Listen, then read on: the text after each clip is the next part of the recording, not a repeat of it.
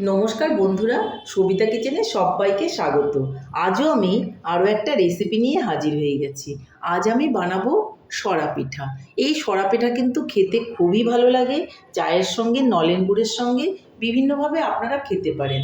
আপনাদের যার যেরকম ইচ্ছে সেরকমই খাবেন। একবার শুধু বাড়িতে বানিয়ে দেখুন, খেতে কিন্তু ভীষণ ভালো আর দেখতেও ভীষণ সুন্দর লাগছে। তো এগুলো বাচ্চা থেকে বড় সবাই কিন্তু পছন্দ করে। বানানোর কোনো ঝামেলা নেই, আগের থেকে কোনো প্রিপারেশনের দরকার নেই। আপনার মনে হলো আজকে একটু সরা পিঠা বানাবেন, আপনি সকালবেলা রান্না বসানোর আগেই চালটা ভিজিয়ে দেবেন বা দুপুরে খেতে বসার আগেই চালটা ভিজিয়ে দেবেন। দেখবেন ঝটপট 2 থেকে 3 ঘন্টার মধ্যে চালটা ভিজে গেছে।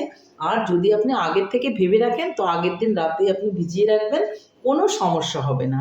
তাহলে বন্ধুরা, আর বেশি সময় নষ্ট না করে ঝটপট দেখে ফেলুন যে আমি কি করে এই সরা পিঠাটা বানালাম।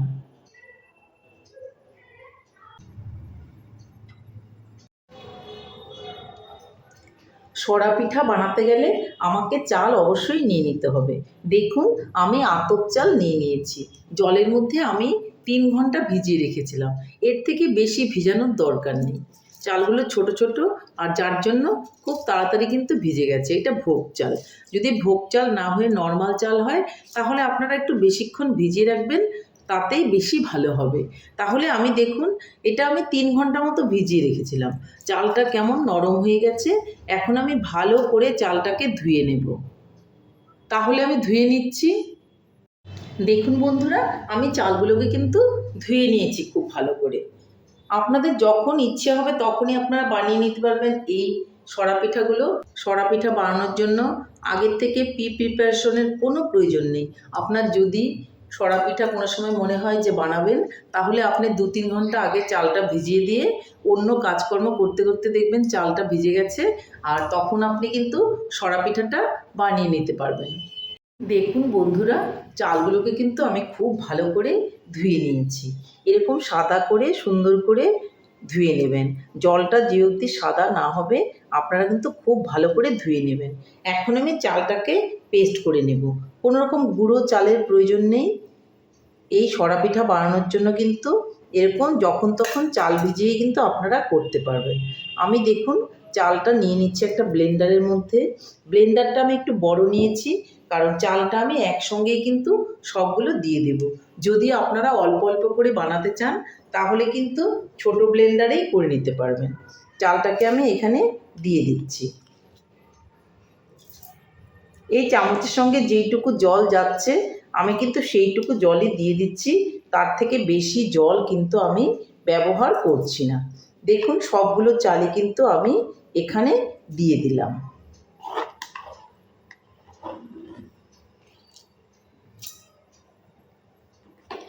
এখন আমি এর মধ্যে দিয়ে দেবো একটু লবণ। সরা পিঠার মধ্যে কিন্তু লবণ দিলে খেতে বেশ ভালো লাগে। লবণ না দিলে কিন্তু খেতে ভালো লাগে না। আমি 1 চামচ লবণ দিয়ে দিলাম এই ছোট চামচে। আপনারা আপনাদের পরিমাপ মতো লবণটা দিয়ে দেবেন। এখন আমি খুব ভালো করে কিন্তু এটা পেস্ট করে নেব। অল্প অল্প জল দিয়ে পেস্ট করে নেব। একবারে আমি কখনোই জল দেব না। তাহলে আমি এই ব্লেন্ডারের মধ্যে অল্প অল্প জল দিয়ে এই পেস্টটাকে বানিয়ে নিচ্ছি। দেখুন বন্ধুরা, ব্যাটারটা কিন্তু আমার রেডি হয়ে গেছে। ঢাকনাটা তুলে আপনাদের দেখিয়ে দিচ্ছি। দেখুন, আমি এখন একটা পাত্রের মধ্যে ঢেলে নিচ্ছি। খুব সুন্দর করে কিন্তু এটা করে নিতে হবে। যত বেশি ফেটাবেন তত কিন্তু পিঠেগুলো খুবই ভালো হবে। দেখুন, আমি এখানে ঢেলে নিলাম। এখন মিক্সির মধ্যে একটু জল দিয়ে আমি ঘুরিয়ে নেব, আর আবারও সেই জলটা আমি এখানে দিয়ে দেব। দেখুন বন্ধুরা, মিক্সিতে একটু জল নিয়ে আমি ঘুরিয়ে নিয়েছি। এখন এই জলটাও আমি এর মধ্যে দিয়ে দেব। ব্যাস, আর কোনো জলের প্রয়োজন হবে না। বা আপনারা যদি দেখেন তারপরেও একটু জলের প্রয়োজন আছে, আপনারা কিন্তু দিয়ে দিতে পারেন। দেখুন বন্ধুরা, ব্যাটারটা কত সুন্দর হয়েছে। আর এরকমই কিন্তু হতে হবে। এর থেকে ঘন বা পাতলা করবেন না, তাহলে কিন্তু পিঠেগুলো ভালো হবে না। এখন পিঠেটা আমি বানাবো। এখন আমি পিঠেটা কিসের মধ্যে বানাবো সেটা আপনাদেরকে দেখাচ্ছি।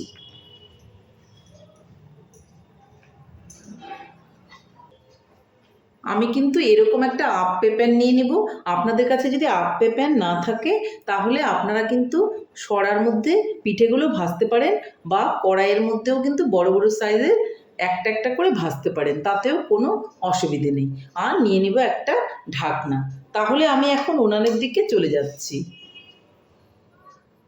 এদিকে বন্ধুরা আমি একটা আপ্পে প্যান বসিয়ে দিয়েছি, যেটা আমি আপনাদেরকে দেখালাম।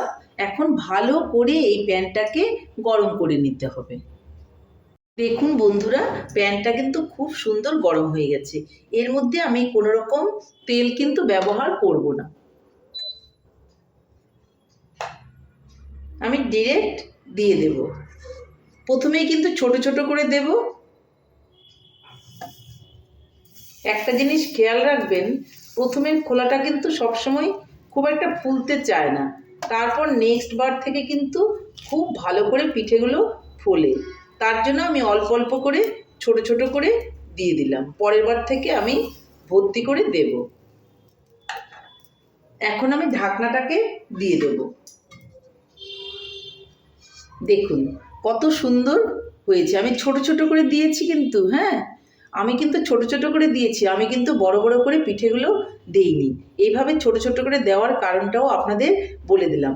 তাহলে এখন আমি একটা ঢাকা দিয়ে দিচ্ছি। আরেকটা কথা মাথায় রাখবেন, আঁচটা কিন্তু মিডিয়ামে রাখতে হবে।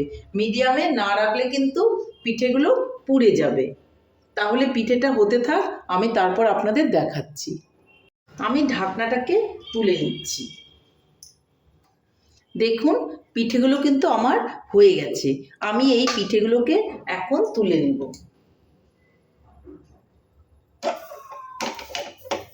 একটা এরকম ছুরি নিয়েছি, আর এইভাবে কিন্তু নিচ থেকে এই দেখুন কতটা আলগা হয়ে গেছে। সবগুলো পিঠেই কিন্তু হয়ে গেছে। এই পিঠেগুলোকে আমি এখন তুলে নেব। একটা ঝুড়ির মধ্যে আমি পিঠেগুলোকে ঢেলে নিলাম। দেখুন একবারেই কিন্তু সবগুলো পিঠে আমি তুলে নিলাম। এখন আবারও কিন্তু আমি এর মধ্যে পিঠেগুলো দিয়ে দেব। মুছে নেওয়ার কোনো প্রয়োজন নেই, এমনিতেই পিঠেগুলো খুব সুন্দর হবে। তাহলে পরের খোলাটা আমি দিয়ে দিচ্ছি, আপনারা দেখুন। এখন কিন্তু আমি একটু ভর্তি ভর্তি করেই দেব।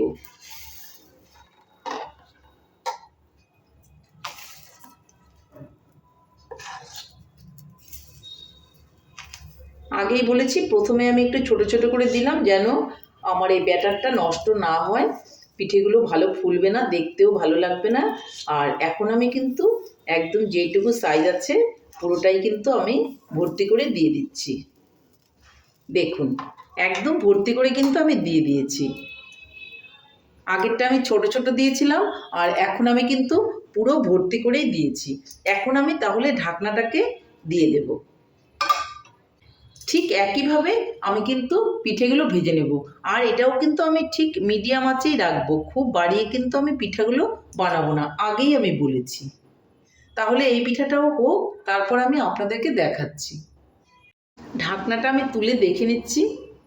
মাঝে মাঝে তুলে আপনি দেখতেও পারেন, তাতেও অসুবিধে নেই। অনেকে বলে মাঝে মাঝে ঢাকনা তুললে নাকি পিঠে ভালো হয় না, সেটা কোনো কারণ নেই। উঠিয়ে আপনি দেখতেই পারেন পিঠেটা হয়েছে কি হয়নি। 2-3 মিনিটের মধ্যে কিন্তু পিঠেগুলো রেডি হয়ে যাচ্ছে। দেখুন এগুলো আমি আপনাদেরকে তুলে দেখাচ্ছি। এই যে ছুরিটা নিয়ে নিয়েছি, দেখুন একদম আলগা হয়ে গেছে। দেখুন আরেকটা জিনিস আমি আপনাদের দেখাচ্ছি। দেখুন একটুও কিন্তু পেছনটা কিন্তু পুড়ে যায়নি। দেখুন খুব সুন্দর হয়েছে। এইভাবে আপনারা পিঠে বানাবেন আর সবাই মিলে খাবেন, দেখবেন আপনাদেরও খুবই ভালো লাগবে। তাহলে এগুলোও কিন্তু আমি একটা ঝুড়ির মধ্যে নামিয়ে নিচ্ছি। দেখুন এই দেখুন, এখন আমি সবগুলো পিঠেই একইভাবে বানিয়ে নেব। আমি কিন্তু মুছবো না। আমি আগেই বলেছি এটা বারবার তেল দিয়ে বা জল দিয়ে মোছার কোনোই প্রয়োজন নেই। ডিরেক্ট আপনারা দিয়ে দেবেন, দেখবেন পিঠেগুলো খুব সুন্দর হবে। যদি আপনারা মাটির সরার মধ্যে পিঠেগুলো বানান, অবশ্যই কিন্তু আপনারা একটু মুছে মুছে দেবেন। আমি ডিরেক্ট ঢেলে দিচ্ছি, চামচটার ব্যবহার করছি না।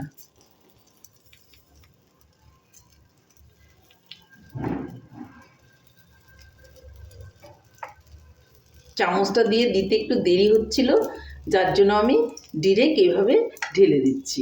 আপনারা এইভাবেও ঢেলে দিতে পারেন, কোনো অসুবিধে নেই। যেভাবে ইচ্ছে আপনারা সেভাবেই দেবেন। দেখুন সবগুলো কি সুন্দর দেখা যাচ্ছে। এইভাবে কিন্তু আপনারা বাড়িতে বানিয়ে নেবেন পিঠেগুলো, আর সবাই মিলে খাবেন। তাহলে এটাও ঢাকা দিয়ে দিচ্ছি, আর সবগুলো পিঠে হয়ে যাওয়ার পর আমি আপনাদেরকে দেখাচ্ছি।